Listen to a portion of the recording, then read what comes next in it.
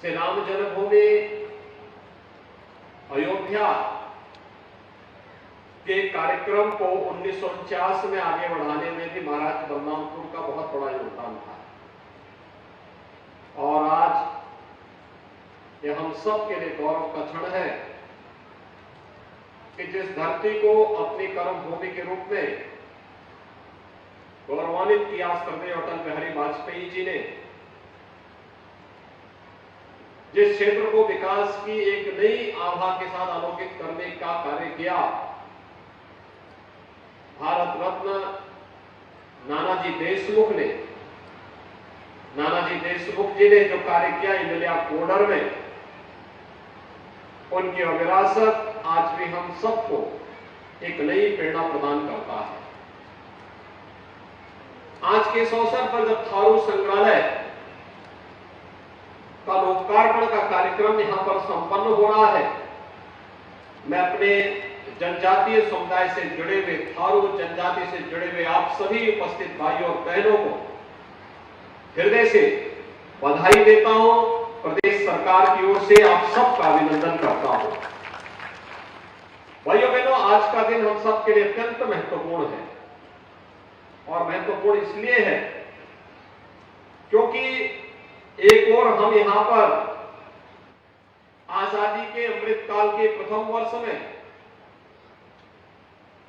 थारू संग्रहालय, जो आपको अपने अतीत के साथ जोड़ करके इन कार्यक्रमों को विकास की एक नई आभा के साथ आगे बढ़ने के लिए प्रेरित कर रहा है, जहां इसका लोकार्पण कर रहे हैं, वही याद करिए कि जब हम आजादी के अमृत महोत्सव में प्रवेश किए थे, तो आजादी के अमृत महोत्सव वर्ष में स्वतंत्र भारत में पहली बार एक जनजातीय नेत्री अपनी सादगी, अपनी सहजता, अपनी सरलता, अपने नेतृत्व की क्षमता के कारण देश की राष्ट्रपति बनी है। श्रीमती द्रौपदी मुर्मू जी देश की राष्ट्रपति बनी है।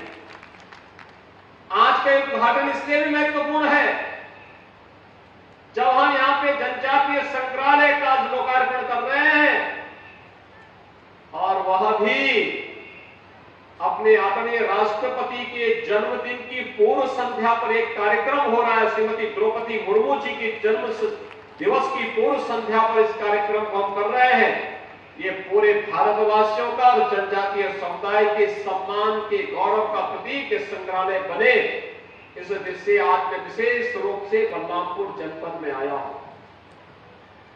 भाइयों बहनों, बलरामपुर जनपद के बारे में जो मैंने पहले भी कहा, अपने गौरवशाली विरासत का प्रतीक है बलरामपुर जनपद। यहां का जनजातीय समुदाय जो बहुतायत में थारू जनजाति से जुड़ा हुआ है, हमारा जनजातीय समाज तो वैसे भी, जो यहां पर हमारे पर्यटन और संस्कृति मंत्री कह रहे थे कि अपनी जड़ों से जुड़ा हुआ है, जंगलों की रक्षा करता है और जमीन के प्रति अनुराग भी रखता है। जड़ों से जुड़ने का मतलब अपनी विरासत को आगे बढ़ाने का कार्य करता है, विरासत पर गौरव की अनुभूति करता है। मुझे याद है आज से लगभग 15-16 वर्ष पहले मैं यहां पर आया था। महाराणा प्रताप की मूर्ति के लोकार्पण कार्यक्रम के साथ वो आयोजन हुआ था और मुझे याद है उस समय यहां के समुदाय के लोगों ने किस गौरव के साथ कहा था कि हम तो मेवाड़ के महाराणा की वंशज परंपरा के हैं, जिन्होंने विदेशी आक्रांताओं का छक्का छुड़ाने के लिए महाराणा प्रताप की सेना के साथ जुड़ करके कार्य किया था। ये गौरव की अनुभूति, यही विरासत का सम्मान है और यही विरासत का सम्मान हमें अपनी जड़ों के साथ जोड़ता है। जिसको अपनी विरासत पर गौरव की अनुभूति नहीं होती, वो अपने जड़ों को भी मजबूत नहीं कर सकता है और अपनी धरती माता की प्रति भी, माता भूमि पुत्रोहम पृथ्व्या के इस भाव को भी कभी मजबूती प्रदान नहीं कर सकता है। जड़ों से जुड़ने का हमारे जनजातीय समुदाय का अपना अनुभव है। एक गौरवशाली उनका दिन है। तो जंगलों की रक्षा का भी दायित्व उन्होंने अपने कंधों पर उठाया। याद करिए, अगर पूरी दुनिया ने जंगलों को बचाने के संकल्प के साथ अपने आप को जोड़ा होता तो ग्लोबल वार्मिंग की जो चैलेंज आज जीव सृष्टि के सामने आ रही है, कहीं पर टेम्परेचर इतना गर्म हो जा रहा है कि लोगों का जीना हराम हो जा रहा है, कहीं पर इतना ठंडा हो जाता है कि वहां पर जीव जंतु सबके अस्तित्व के सामने संकट खड़ा होता दिखाई देता है। कहीं इतनी बरसात पड़ जाती है कि तब भी जीवन पूरी तरह से अस्त व्यस्त हो जाता है। इन सभी समस्याओं का समाधान अगर है, इन जंगलों की सुरक्षा में है, इनकी पर्यावरण की संरक्षण में है, इसकी सुरक्षा में है। और पर्यावरण का संरक्षण कैसे होना चाहिए, ये अगर जानना है तो हमारे जनजातीय समुदाय से जाकर के लोग सीखे। किस आत्मीयता के साथ उन्होंने इस कार्यक्रम को आगे बढ़ाया है और कैसे उन्होंने जंगलों की सुरक्षा के साथ अपने जीवन को लगा करके सैकड़ों हजारों वर्षों को उन्होंने गुजर बसर करके आज भी उसके साथ वही लगाव, वही आत्मीयता उनके मन में है। और भाइयों बहनों, जमीन के प्रति उनका अनुराग भी किसी से छुपा हुआ नहीं है। ये भारतीय मनीषा की देन है। हम में से हर व्यक्ति इस बात को मानता है कि माता भूमि पुत्रोहम पृथिव्या, ये धरती हमारी माता है, हम सब इसके पुत्र हैं, ये हमारे संस्कार हैं। और इन संस्कारों के साथ जुड़ करके प्राचीन काल से ही हमारा यह जनजातीय समुदाय सदैव से जड़, जमीन और जंगल की रक्षा करके न केवल स्वयं के गौरव की अनुभूति करता, अतीत के गौरव की अनुभूति करता है, बल्कि पर्यावरण की रक्षा के साथ साथ धरती माता के संरक्षण का दायित्व भी अपने कंधों पे लेता आया है। और इसीलिए देश के यशस्वी प्रधानमंत्री आदरणीय श्री नरेंद्र मोदी जी ने जनजातीय समुदाय के प्रति सम्मान का भाव व्यक्त करने के लिए 15 नवंबर की तिथि को जनजातीय दिवस के रूप में रखा है। भगवान बिरसा मुंडा के जन्म दिवस को जनजातीय गौरव दिवस के रूप में मनाने का निर्णय किया है और आज पूरे देश के अंदर जनजातीय गौरव दिवस के रूप में 15 नवंबर की तिथि को पूरा देश मनाता है। इस दिवस को मनाने के पीछे भी यही हेतु है कि जो गौरवशाली अतीत है, देश की महान स्वतंत्रता संग्राम सेनानी बनकर के विदेशी हुकूमत की चूलों को हिलाने का कार्य हो या विदेशी आक्रांताओं का मुंहतोड़ जवाब देने के लिए किया गया उनका संघर्ष हो, उसका स्मरण किया जा सके, इसकी अनुभूति कराता है 15 नवंबर को जनजातीय गौरव दिवस। भगवान बिरसा मुंडा ने भी तो अपना जीवन इसी के लिए समर्पित किया।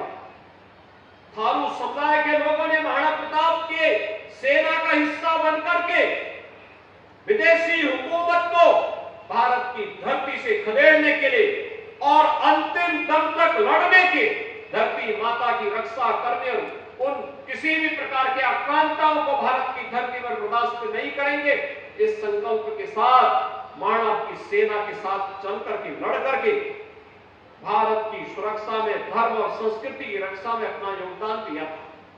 और आज यही कारण है भाइयों बहनों, जब हम भारत के अंदर प्रधानमंत्री मोदी जी के नेतृत्व में भारतीय जनता पार्टी सरकार के 9 वर्ष के यशस्वी कार्यकाल को देख रहे हैं, हमारे पास बहुत कुछ है कहने के लिए, बहुत कुछ है कहने के लिए। एक और वैश्विक मंच पर बढ़ रहा भारत का सम्मान। अभी परसों 21 जून को हम योग दिवस का आयोजन करेंगे, अंतर्राष्ट्रीय योग दिवस। दुनिया के लगभग 200 देश अंतर्राष्ट्रीय योग दिवस के साथ जुड़ेंगे। भारत की ऋषि परंपरा के प्रति कृतज्ञता ज्ञापित करेंगे।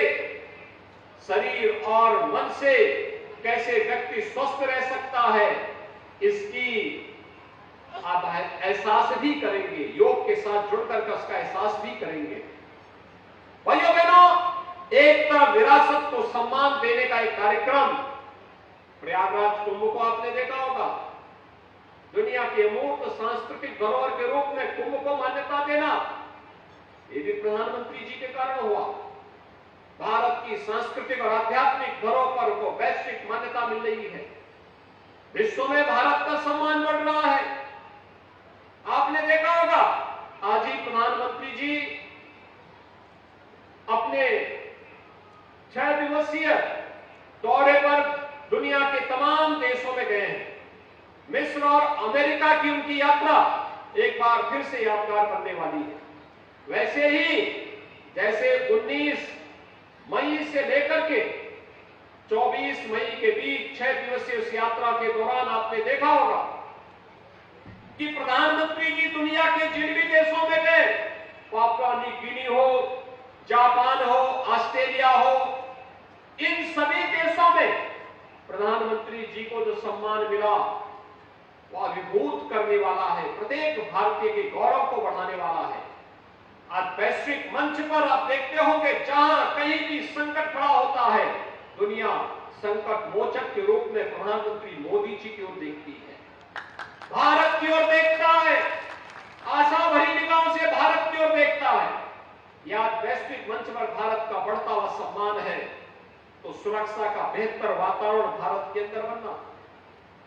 आज भारत सुरक्षित है, एक तरफ सुरक्षित भारत और दूसरी तरफ समृद्धि की ओर अग्रसर होता हुआ भारत, समृद्धि की ओर अग्रसर होता हुआ भारत। हाईवे बन रहे हैं, रेलवे का कनेक्टिविटी बेहतर हुई है, एयरपोर्ट बन रहे हैं,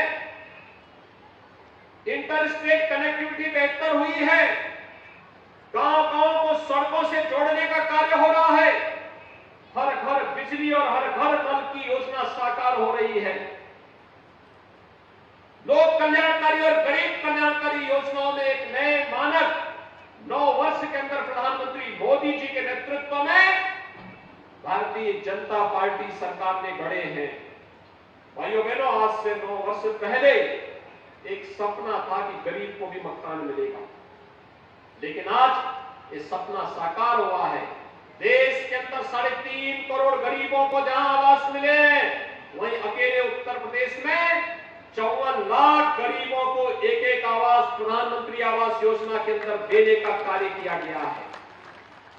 2 करोड़ 61 लाख गरीबों को हम लोगों ने फ्री में शौचालय की सुविधा उपलब्ध करवाई है। देश के अंदर 10 करोड़ ऐसे लोगों को सुविधा प्राप्त हुई है। भाइयों बहनों, आज से 5 वर्ष 7 वर्ष पहले गरीब के लिए उपचार एक सपना था। आज प्रधानमंत्री जन कल्याण योजना के माध्यम से आयुष्मान भारत योजना आप सबको 5 लाख रुपए की स्वास्थ्य बीमा का कवर देता है।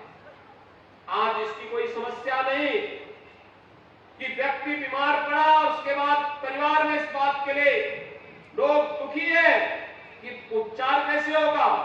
प्रधानमंत्री आयुष्मान भारत योजना आपके उपचार के लिए आपका सहयोग देने के लिए तैयार है। आज आप देखते होंगे कि कोरोना जैसी महामारी के दौरान दुनिया के बड़े बड़े और विकसित देश जो काम नहीं कर पाए, अकेले भारत ने वो कार्य करके दिखाया। फ्री में टेस्ट, फ्री में उपचार, फ्री में वैक्सीन, और भाइयों बहनों 80 करोड़ लोगों को लगातार 3.25 वर्ष से फ्री में राशन की सुविधा का लाभ देने का कार्य भी अगर किसी ने किया है, ये प्रधानमंत्री मोदी जी के नेतृत्व में। कोई जाति नहीं देखी गई, कोई मत और मजहब नहीं देखा गया। भारत का नागरिक है, हर जरूरतमंद को राशन मिलेगा, हर जरूरतमंद को चिकित्सा की सुविधा मिलेगी, हर जरूरतमंद को अन्य सुविधाओं से आच्छादित करने का कार्य करेंगे। विकास की नई आभा के साथ हम भारत को वैश्विक मंच पर स्थापित करने का कार्य करेंगे, और आज भारत उस दिशा में आगे तेजी के साथ बढ़ता हुआ दिखाई दे रहा है।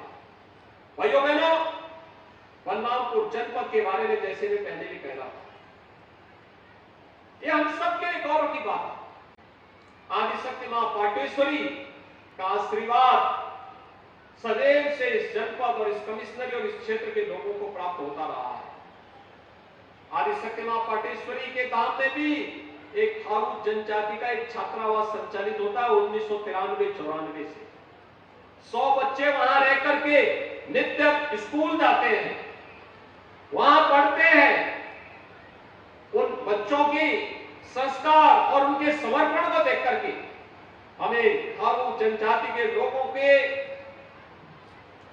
एक गौरवशाली अतीत की जानकारी मिलती है। आज हमारा बलरामपुर विकास की एक नई बुलंदियों की उच्चता दिखाई दे रहा है। कोई सोचता था इससे पहले बलरामपुर की इतनी अच्छी कनेक्टिविटी होगी?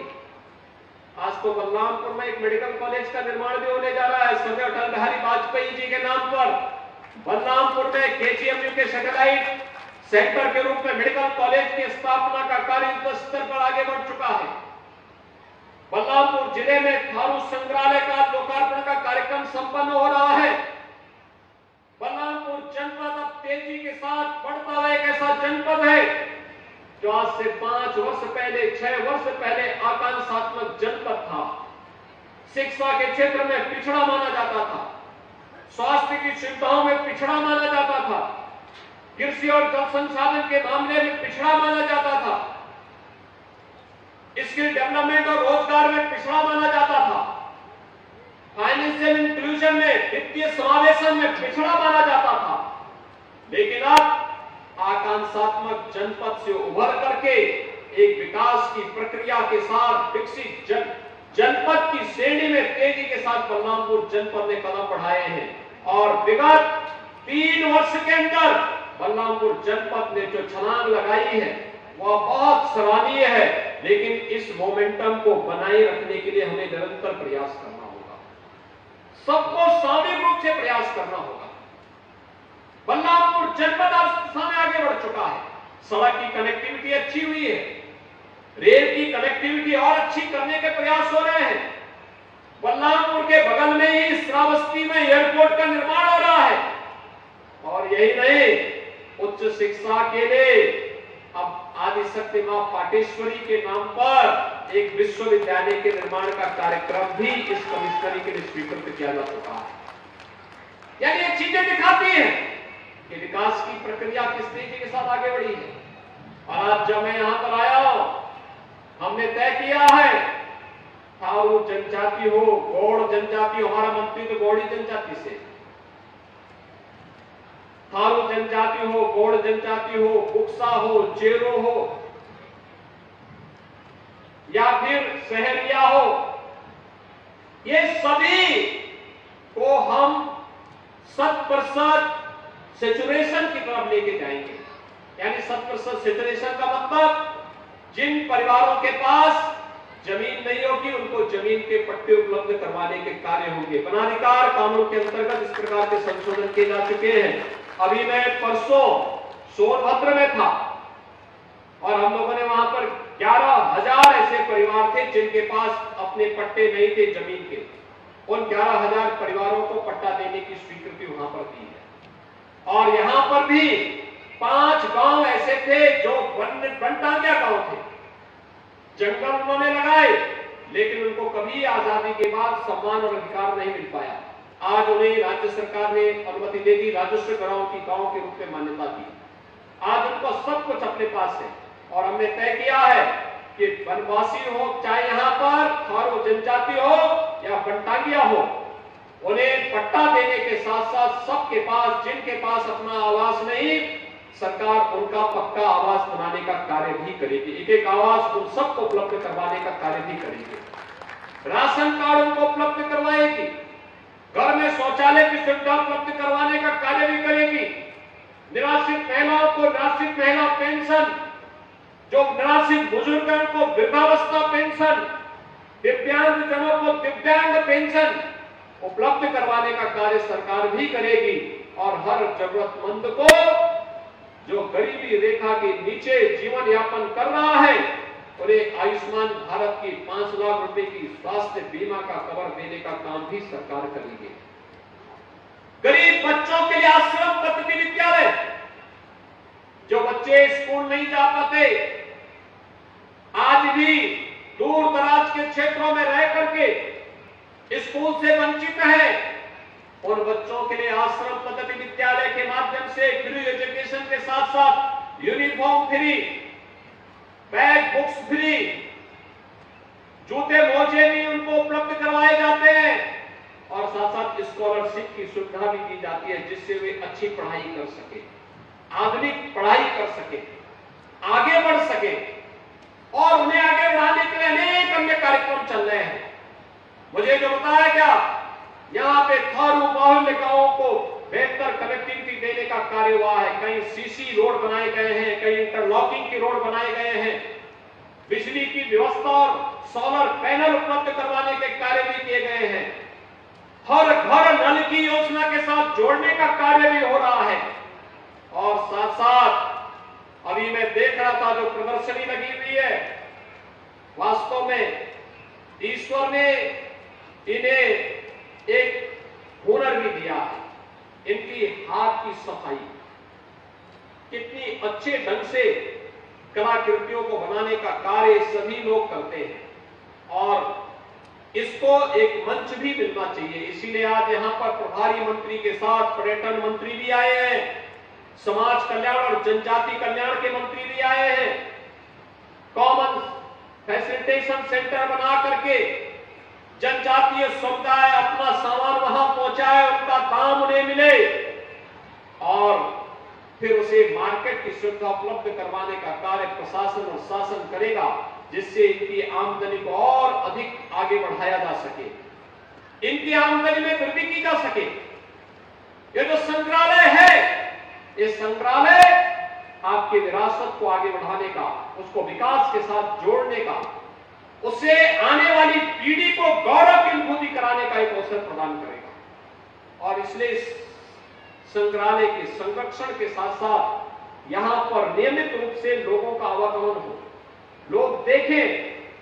मैं यहां के जो मुखिया हैं, थारू जनजाति से जुड़े हुए जितने ग्राम प्रधान हैं या मुखिया हैं, उनसे भी मैं अनुरोध करूंगा कि उनके पास जो पुराने थारू संस्कृति से जुड़े हुए ऐसे सामान पड़े होंगे, जिनको आज के समय में हो सकता है कि वे उपयोग में कर रहे हो, लेकिन वह संग्रहालय में रखने लायक होंगे, वह यहाँ पर संग्रहालय में उपलब्ध करवाएंगे। तो उसके नीचे हम एक पट्टिका में उनका नाम जरूर लिखेंगे, ये उनके द्वारा प्रदान किया गया है।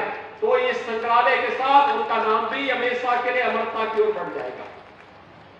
संग्रहालय में लोग देखेंगे कि कितनी प्राचीन विरासत इसके साथ जुड़ी हुई है। एक कार्य करना है और इस संग्रहालय को बलरामपुर से, तुलसीपुर से, पचपेड़वा और गैसड़ी से लोग आ सके, वहां से बस सेवा के साथ जोड़ना। लोग आए, स्कूली बच्चों को भी घुमाइए, यहाँ पर ला करके अच्छी सुविधाओं को उपलब्ध करवाइए, दिखाइए। थारू म्यूजियम के माध्यम से थारू संस्कृति के साथ जोड़ने, इस विरासत के साथ आगे बढ़ाने का कार्य अगर होगा तो लोगों को थारुओं की रहन सहन, उनकी कार्य पद्धति, उनकी समृद्ध विरासत की जानकारी होगी और इसको हम आगे बढ़ाने का कार्य करें। भाइयों बहनों, विरासत को भुला करके कोई समाज कभी आगे नहीं बढ़ सकता और उसका नमूना है कल एक और कार्य हुआ। हम आभारी हैं प्रधानमंत्री मोदी जी के, जिन्होंने कल सनातन हिंदू धर्म के साहित्य प्रकाशन के सबसे बड़े केंद्र गोरखपुर के गीता प्रेस को गांधी शांति पुरस्कार के लिए चयन किया है। और भाइयों बहनों, आपने देखा होगा गीता प्रेस पिछले 100 वर्षों से धार्मिक साहित्य प्रकाशन का सबसे बड़ा केंद्र रहा है। सस्ते मूल्य पर, बिना किसी सरकारी सहयोग के धार्मिक साहित्य, गीता है, रामायण है, वेद है, रामचरितमानस है और हर प्रकार के अन्य धार्मिक साहित्य को प्रकाशन के प्रमुख केंद्र के रूप में पिछले 100 वर्षों से सनातन हिंदू धर्म की सेवा गीता प्रेस कर रहा है। सनातन हिंदू धर्म मानवता के कल्याण का मार्ग प्रशस्त करता है। सर्वे भवन्तु सुखिनः, सर्वे सन्तु निरामया का संदेश सनातन हिंदू धर्म देता है। वसुधैव कुटुंबकम का संदेश सनातन हिंदू धर्म देता है। और इसलिए सनातन हिंदू धर्म जो सबके कल्याण की बात करता है, पूरी दुनिया को एक परिवार के रूप में मानता है, उसके प्रकाशन के प्रमुख केंद्र को गांधी पीस प्राइज मिलना यह अपने आप में जहां गौरव की बात है, वहीं प्रधानमंत्री मोदी जी के प्रति आभार व्यक्त करते हुए मैं गीता प्रेस को इसके लिए हृदय से बधाई देता हूं। लेकिन भाइयों बहनों, जिन लोगों को अपनी विरासत पर गौरव की अनुभूति नहीं होता, जो लोग अपने आप को एक्सीडेंटल हिंदू कहते थे, उनके वर्तमान वंशज भी गीता प्रेस को मिले इस सम्मान को नहीं पचा पा रहे हैं। यानी उनको लगता है कि गीता प्रेस को इस सम्मान क्यों दे दिया गया, क्योंकि गीता प्रेस को मिला यह सम्मान सनातन हिंदू धर्म के प्रति अनुराग रखने वाले दुनिया के 100 करोड़ हिंदुओं का सम्मान है। और इसको आज कांग्रेस बचा नहीं पा रही है। कल कांग्रेस के प्रवक्ता के बयान को मैं देख रहा था और मुझे बड़ी निराशा हो रही थी कि जो कांग्रेस अपने आप को देश के सबसे पुराने दल के रूप में स्थापित करने की बात करती है, उस कांग्रेस के लोग भारत की विरासत के प्रति इतना गंदा रवैया रखते हो, इससे। तो मुख्यमंत्री योगी आदित्यनाथ को आप सुन रहे थे, जो सरकार की उपलब्धियां यहां पे गिनवा रहे थे। एक छोटे से ब्रेक के लिए रुकेंगे, फौरन लौटेंगे।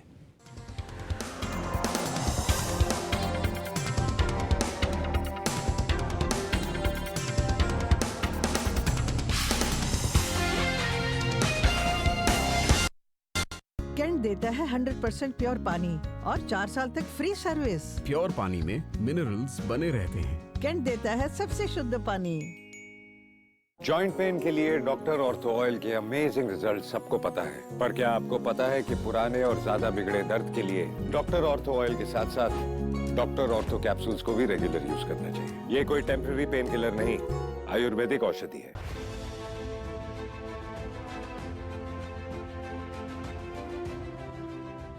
उत्तराखंड के सीएम पुष्कर सिंह धामी और चंपावत का रिश्ता बेहद गहरा है। चंपावत से विधायक के तौर पर निर्वाचित मुख्यमंत्री पुष्कर सिंह धामी ने